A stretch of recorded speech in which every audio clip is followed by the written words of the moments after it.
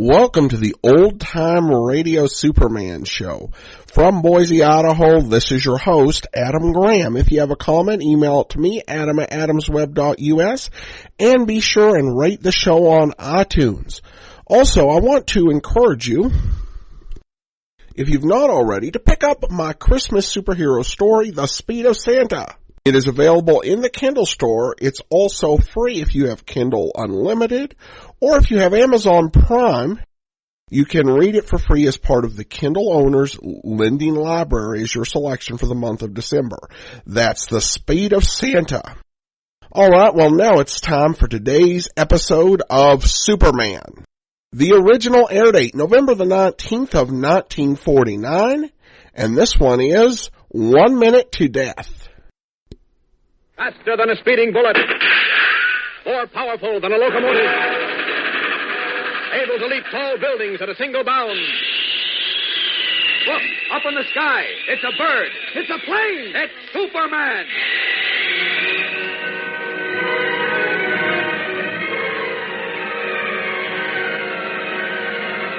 The Adventures of Superman.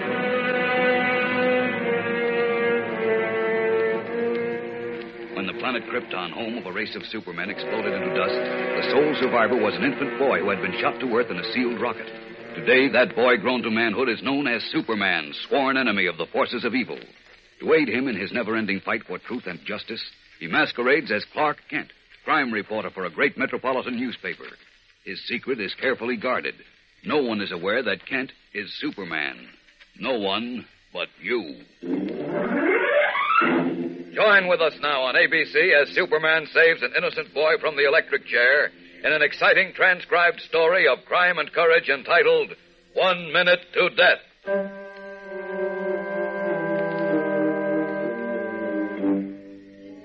The night was clear but dark.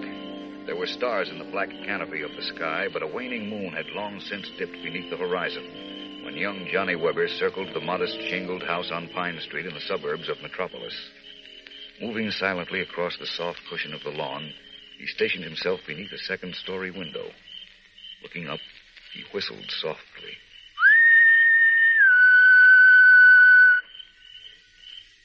A long moment of silence, broken only by the chirping of crickets and the hum of insects. Then, almost like a delayed echo, there was an answering whistle. Moving to the rear of the house, Johnny waited in a protected darkness. He saw a light go on in the kitchen, and then go off. A key turned in a lock. The rear door opened, and a young girl tiptoed down the 4 steps. Oh, I thought you'd never come. I had trouble getting a car. Well, did you get one? Yeah, but I gotta go pick it up now. It'll take me about 20 minutes. Whose car is it, Johnny? One of the boys. Hey, look, honey, you go get ready and then meet me out front. Whose car is it, Johnny? What's the difference whose car it is? All we're gonna do is drive it up to Glen Oaks, get married, and drive back. I want to know whose car you're borrowing. I told you, one of the boys. Oh, Laura, honey, we're killing time. You promised me that you wouldn't have anything more to do with that gang you used to hang around with. Baby, I'm not. I spent 2 hours calling up people trying to get a car. Nobody was home. Well, we can wait. We don't have to do it tonight. Now, we've been waiting 6 months. If we don't do it tonight, we'll never do it. Baby, please, don't make it tougher than it is. You still haven't told me whose car it is. You wouldn't know if I did tell you. Just a guy. And anyway, baby, we're only taking it for the night, that's all. After we give it back in the morning, we're through with the car and we're through with him. I don't like you getting mixed up with those hoodlums again. I'm not getting mixed up. Baby, believe me. You go get ready. I'll be back in 20 minutes. Johnny, wait.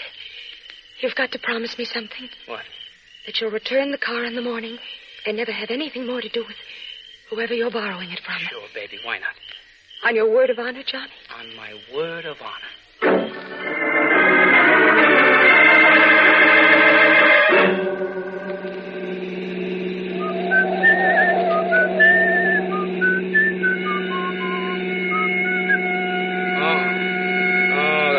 Time to get a speeding ticket.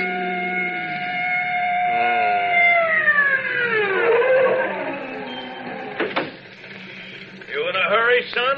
Yeah. Matter of fact, I am, officer. All right, let's see your driver's license. Sure. I'm on my way to pick up my girl. Here, we get married in Glen Oaks tonight. I guess I was so happy about it, I forgot it was going so fast. Registration? Huh? Car registration. The owner's license. That's it. Oh, gosh. I forgot to get it. You see, I just borrowed this car for tonight. Oh? Who owns it? Friend of mine. What's his name? Name's Tony. Tony what? I don't know his last name.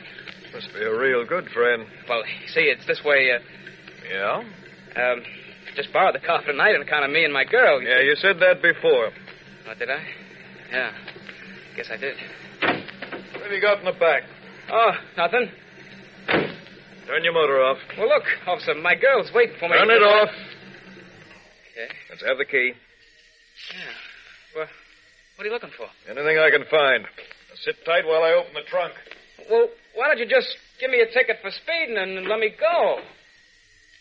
You're going to get a lot more than a ticket for speeding. Get your hands up. What? Get out. Hey, what's the idea? Come on, keep them up. What? I don't get this. Not much you don't. Where'd you get the radios? The what? The 10 portable radios in the trunk. Well, I don't know what you're talking about. Come clean, Johnny. Where'd you get them? I told you, this ain't my car. I borrowed it. I don't know nothing about no radios. How about the name of the man you borrowed the car from? You remember it now? Yeah. Yes, I do. It's Dinelli. Tony Dinelli. Where does he live? I don't know. Honest, I don't. How'd you get the car? I picked it up at the Turnpike Tavern. It's kind of a roadhouse on the Turnpike. Yes, I know where it is. Is Dinelli there? I guess so. He was there when he gave you the car, wasn't he? Yeah, but I don't want to get mixed up with him. Why not? I just don't want to, that's all. You're going to have to get mixed up with him, Johnny. You say he owns this car. That's right. There are 10 new radios in the trunk that could have been stolen. Not by Well, me. we're taking a ride over to the Turnpike Tavern, and you're going to pick out Tony Dinelli for me, and I'm going to have a little talk with him.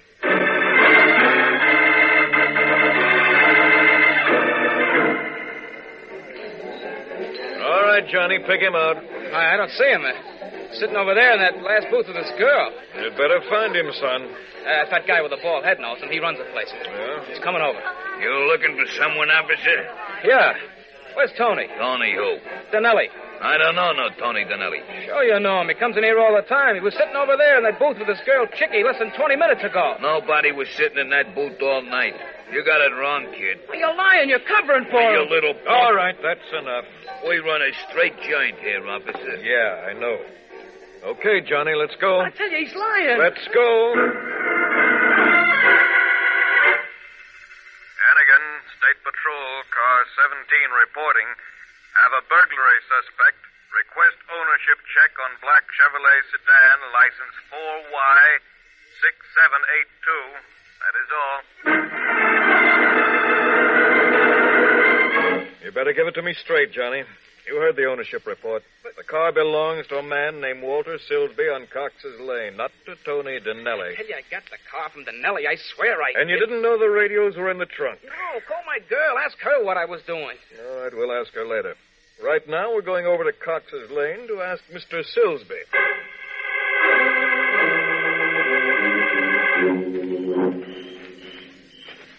That must be his place, that shack.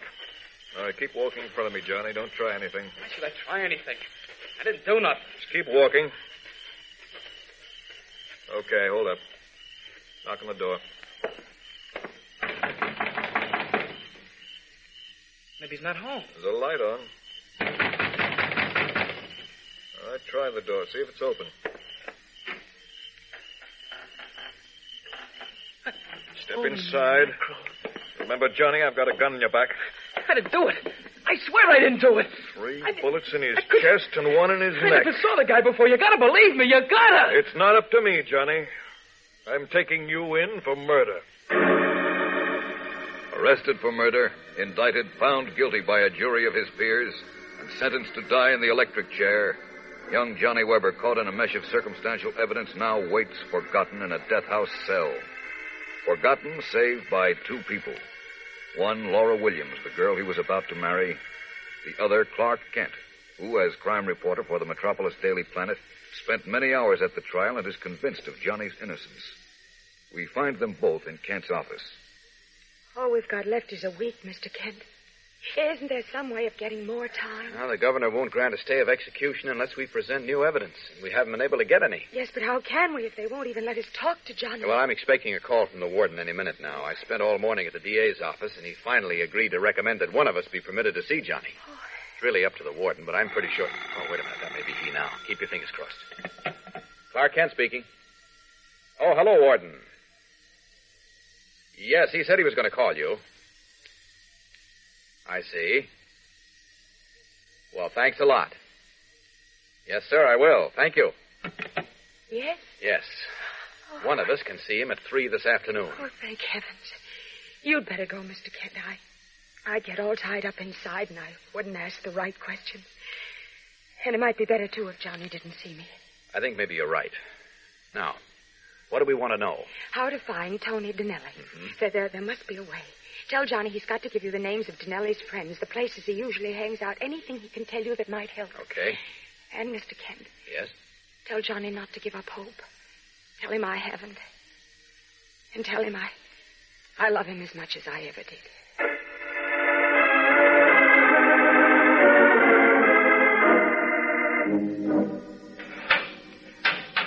Hello, Johnny. Hello, Mr. Kent. They'll only give me 2 minutes, Johnny, so I'll have to talk fast. First of all, Laura wanted me to tell you not to give up hope. She hasn't, and she says she loves you as much as she ever did. Thanks. Now, about Tony Dinelli.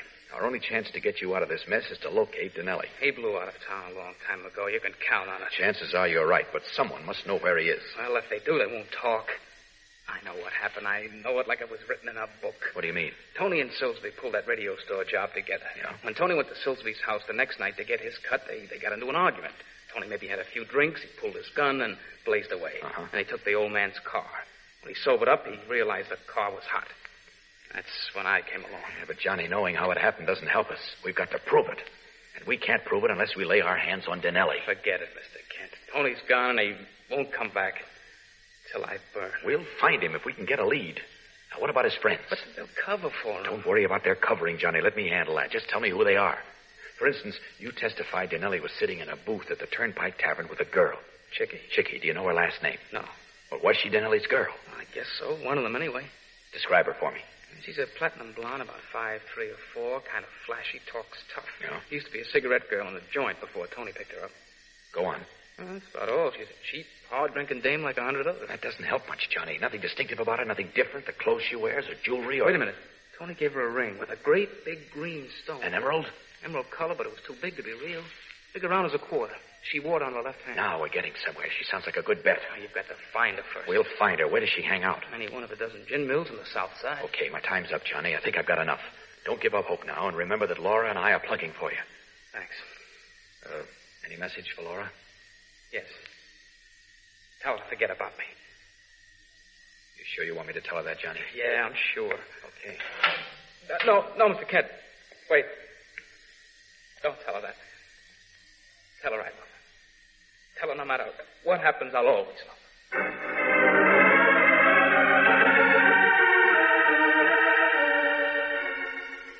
How was he, Mr. Kent? How did he look? Fine, Laura, fine. Did you give him my message? I certainly did, and he said to tell you he loved you more than ever. Poor Johnny. Oh, now look, young lady, no tears. We've got work to do. I'm sorry. We've got 6 nights to comb every bar, gin mill, and honky-tonk on the south side. You think you can take it? I can take anything. It might mean staying out till all hours of the morning. What about your folks? They've practically disowned me now, so it doesn't matter. When do we start? Tonight.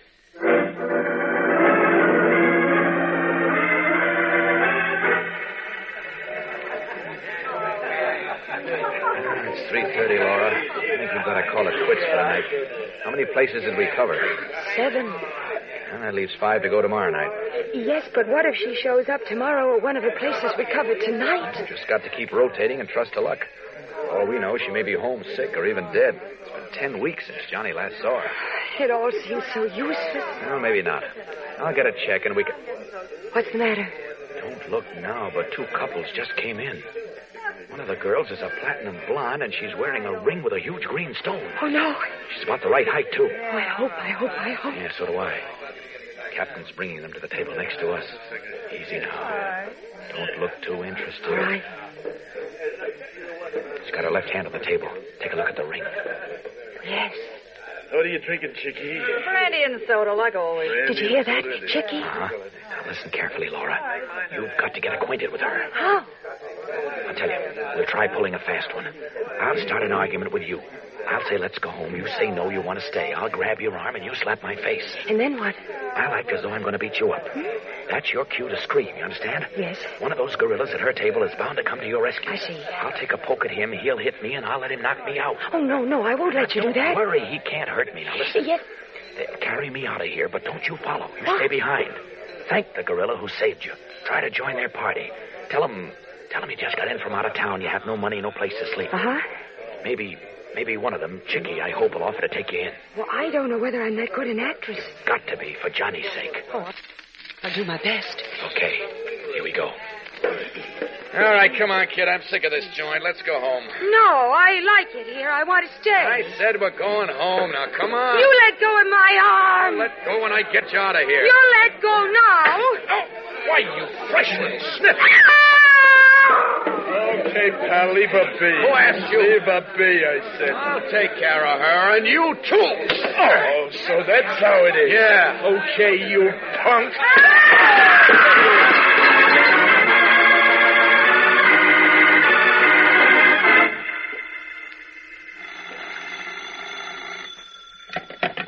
Clark Kent speaking. Mr. Kent, this is Laura. Laura, I've been waiting all morning to hear from you. Well, this is the first chance I had to get out.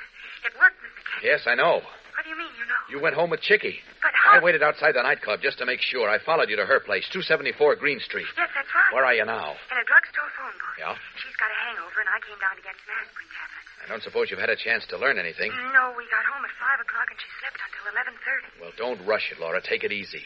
Gain her confidence before you start pumping her. All right. You might start by admiring that ring Denelli gave her. You know, the usual stuff. Did your boyfriend give it to you, and so forth and so on. Got it. If she opens up and talks, fine. But if not, let it drop for a while. But, Mr. Kent, we only had 6 days. I know, but don't worry about that. If you can learn where Denelli's hiding out, the rest is easy. Oh, I'll do my best. Oh, and Laura. Yes. Chances are she's got a picture of Denelli somewhere in her room, maybe even in her pocketbook. Get hold of it if you can. Well, I will if she lets me stay with her. Okay, I'll be here if you need me. Good luck, Laura. Oh, thank you.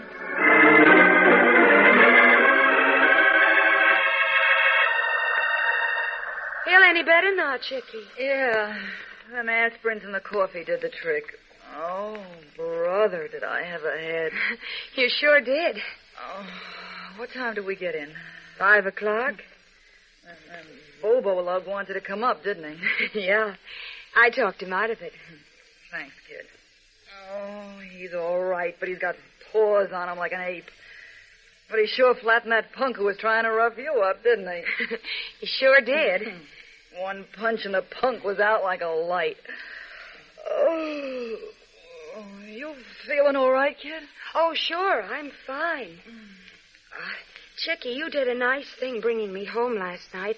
I can't tell you how much I appreciate it. Oh, forget it. You're a good kid. Matter of fact, you're going to stay with me till you find a place of your own. You really mean that, Chicky? Why not? I got plenty of room here. What's today? Monday. What date? 16th. Let me see. You can stay with me until the 22nd. That's when my boyfriend will be back. Where is he, Chicky? Well, he had to take it on the... I mean, he had to go away on kind of a trip. Is he a traveling salesman? Tony? He sure get a boot out of that. No, you see, he kind of got into a little jam, so he had to blow for a while. But he'll be back Sunday the 22nd on Saturday. Something's happening that'll put him in the clear. What's the matter, kid? Nothing. You got green around the gills. I was just thinking how nice it must be to have a regular boyfriend. Yeah, it sure is. How about let's rustle up some breakfast, huh? No, I'm not very hungry. Ah, come on. Snap out of it, kid. We'll find your boyfriend. And I almost gave myself away, Mr. Kent, when she said Denelli was coming back on Sunday because on Saturday something was going to happen that would put him in the clear. You know what she meant. Yes, but it's not going to happen. Now, keep plugging, Laura. You're doing fine. But another day has gone by. Don't think about that. Just keep plugging. She talked about Tony for an hour last night, Mr. Kent, but I couldn't get her to tell me where he's hiding out. I'm getting worried. Don't worry, Laura. Don't be too anxious. But today is Thursday. Only 2 more days. What about the picture? Have you had a chance to look around? No, she's been with me every minute. Yeah. And Mr. Kent, why can't we have the police question her? Force her to tell us where he is? No, you can't force her, Laura. Anyway, that would be a tip-off to Denelli. This is the best way, believe me. Just don't get panicky. Something's bound to break. Mr. Kent, I found a picture and 2 letters from Tony buried under some clothes in one of her bureau drawers. Good girl. Where are the letters from? Mogonuck, Pennsylvania. Where? Mogonuck. Mauganuck. Mogonuck, Pennsylvania. Oh, yeah, I know. It's a coal mining town near Scranton. Shall I bring them right over? No, where are you now? In the drugstore on the corner. You've got to verify the location if you can. He may have mailed the letters from another town. But, Mr. Kent, today's Saturday. It's our last day. I know. Stay where you are. I'll come over. No, I can't do that. She only went out for a few minutes to pay her electric light bill. Either I've got to pull out altogether or go back to the room. I'll tell you what you do. Borrow an envelope from the druggist. Put the letters and the picture in it, seal it, write my name on it, and leave it there for me. I'll pick it up. All right, but then what? Talk to her when she gets back. Somehow mention Pennsylvania, the coal mines, you know. You might even tell her you've got a friend in Mogonuck. She's bound to react. Maybe even tell you that's where Denelli is. I hope you're right. I can't be very far wrong. You better go now. Okay.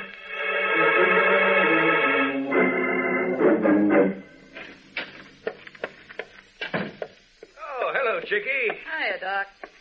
A box of Kleenex, an orange stick, and a pint of rubbing alcohol. All right. Where you been keeping yourself these days, Chickie? I see your girlfriend a lot, but I don't see much of you. That was the rubbing alcohol, right? Yeah, a pint. What girlfriend? Oh, one's living with you. Dark hair, kind of nice looking. Comes in almost every day to use the pay telephone. Oh, yeah? Yeah, matter of fact, she was in just a few minutes ago. Left an envelope for some fella to pick up. She did? Yeah, this one. Oh, let's see it, Doc. Sure. Clark Kent. Oh, yeah, I know this guy. Only you shouldn't have left it here for him. He's coming by the house. I'll take it with me. Suits me. You finish wrapping that package, Doc. I got to make a phone call. Okay.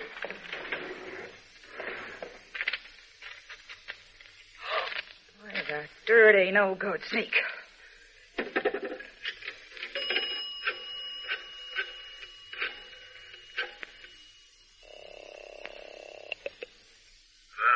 Bobo, this is Chicky. Hiya, baby. I need you in a hurry, Bobo. What's up? Tell you when I see you. Pick me up at the corner of Green and Havemeyer and make it fast.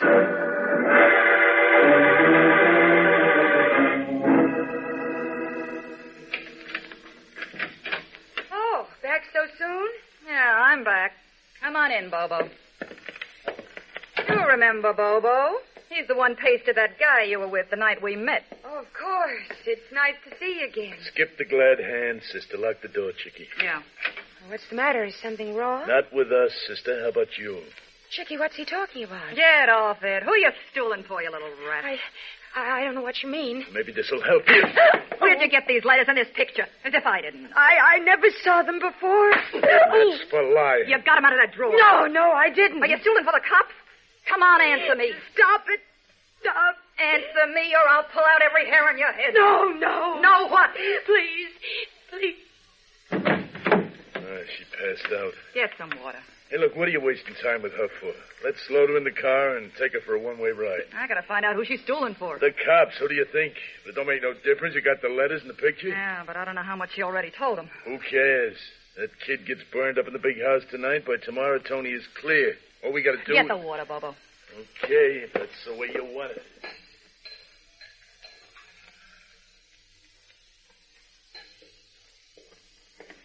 There you are. Toss it in her face. Right. Lift her up and put her in a chair. Where am I? What happened? Quit stalling. You're right where you were, and you're gonna stay here till you sing. Who's Clark Kent? I don't know. All of a sudden, you don't know nothing, do you? Oh, please. You knew enough to duck into the drugstore every day and call the cops, didn't you? Please, I can't stand it. Then talk. I don't know anything. Let me work on it, Chickie. Nah, she'll just black out again. What you said before was the right pitch. Where can we do it?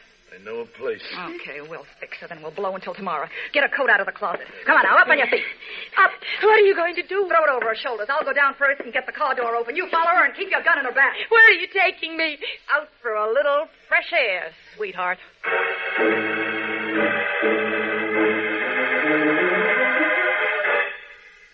The dark-haired girl left the envelope for me, and then the blonde girl picked it up? Yeah, that's right, mister. Chickie, she's the blonde, said you were coming by the house. There was no sense in leaving it here. I see. How long ago was this? Oh, I'd say 15, 20 minutes ago. Thanks a lot. Say, are you the Clark Kent writes for the Daily Planet? Yes, that's right. Well, what do you know?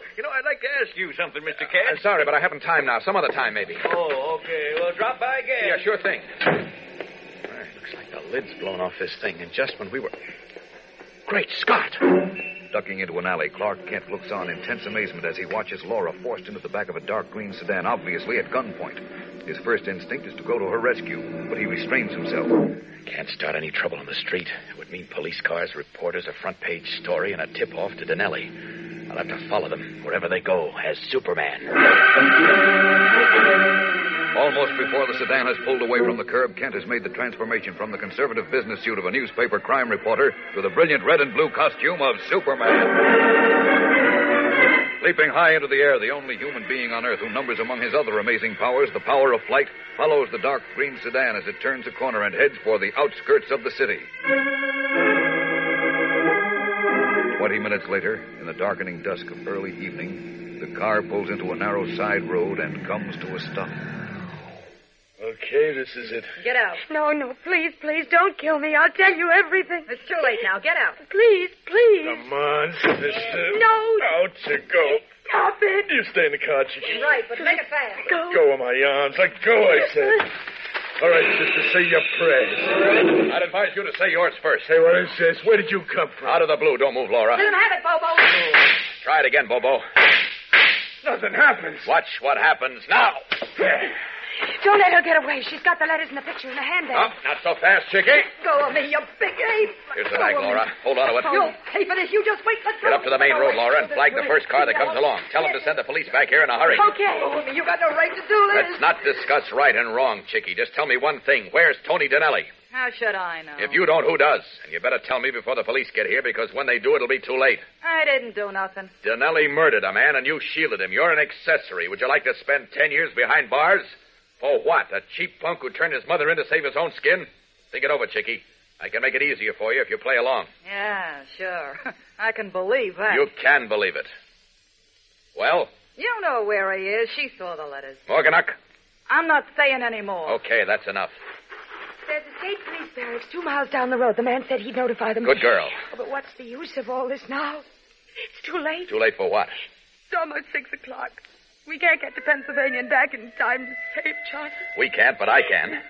Oh, your man must have passed a patrol car on the road. Here they come. Here, give me those letters and the picture. Hurry. I don't want to waste time with explanations. You'll have to tell them what happened. Yeah. Do you really think... Don't worry. Pick up the gun her gorilla friend dropped and hold it on Chicky until the police get here. Have you got it? Yes. Okay, they're here. So long, and keep your chin up. Leaping into the now darkened sky, the man of steel hovers for a moment above the narrow side road until he is certain the police are on the scene. Then, turning in midair, he heads north, almost with the speed of light, racing against the grim specter of death. Hours later, in his guise of Clark Kent, he picks up Tony Dinelli's trail at a bar and grill in the coal mining town of Morganuk. But now time is precious. It is 10:30, and Johnny Weber's execution is scheduled for 11. Every minute counts. The trail finally leads to a cheap rooming house at the edge of town.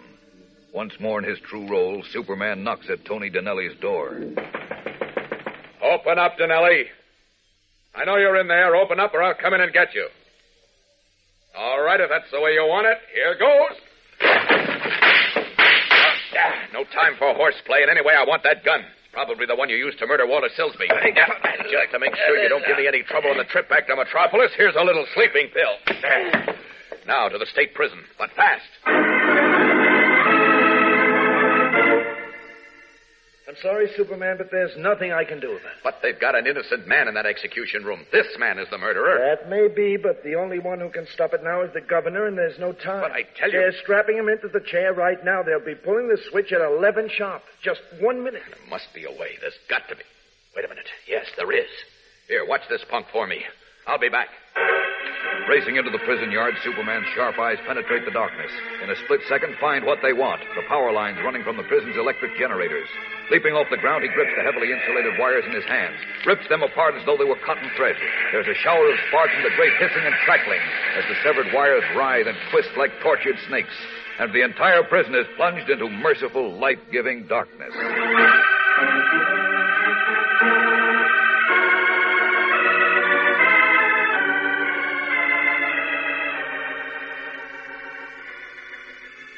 Well, Laura, Johnny, how does it feel to be married, people?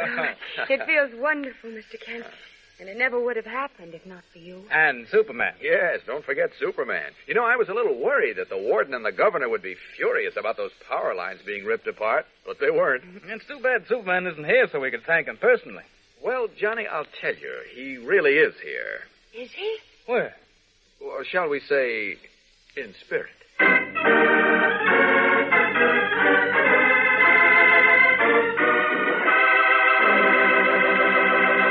And so ends 1 Minute to Death on The Adventures of Superman, which come to you now each week at this same time over many of these ABC stations.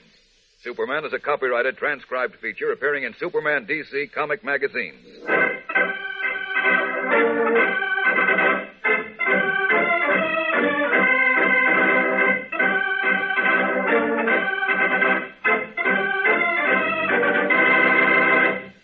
This is ABC, the American Broadcasting Company. Welcome back. Well, a very suspenseful episode with some nice, exciting moments and a good problem for Superman to solve. Probably the oddest thing in this episode was the shopkeeper who went ahead and gave away the message that Laura prepared. It's just not really secure or a good way to follow trust. It calls to mind a quote from that great film, Indiana Jones and the Last Crusade. I should have mailed it to the Marx Brothers. James Lawrence enjoyed this episode as well, praising it quite a bit. He loved Bud Collyer's acting, and he really got a chance to shine in both as both Clark Kent and Superman. And he referenced another episode of The Shadow, a Death House rescue episode, which was one of the first Orson Welles episodes circulating. And while that's a somewhat different episode, in terms of tone, I think I get what he's going for. It's like these different radio heroes, whether it's The Shadow or Green Hornet or Superman, might address similar problems, but they're going to do it in their own way. So this is kind of the Superman take on the same problem that The Shadow dealt with. It's carried off really well, and it's a lot of fun. I enjoyed this episode quite a bit. All right, well, listener comments and feedback now. Steven says on Facebook, I've been enjoying the half-hour episodes. I'd heard many of the serials, but not these half-hour shows. Thank you. Yeah, Superman is definitely, and for very good reason, better known for its serials because there's well over 1,000 of them in circulation. But these half-hour shows are pretty well written. I think particularly these last couple of ones, without some of the challenges that the serialized form employs. We have another 9 weeks of them to go. I mentioned perhaps taking next week off, but seeing as Talk Show appears to be working with uploading, I don't see any reason why we won't be back next week with another episode before we take Christmas off, and then we'll finish this series up in the new year. Of course, next week, one thing we do look forward to, and I should have mentioned when I was talking about the show, look forward to the return of the supporting cast who managed to take a week off. And we're not needed in this episode. Their absence didn't hurt, given the way the plot turned out. All right, well, we'll see you back here next Monday with another episode of Superman. In the meantime, send your comments to adam@adamsweb.us and be sure and rate the show on iTunes. From Boise, Idaho, this is your host, Adam Graham, signing off.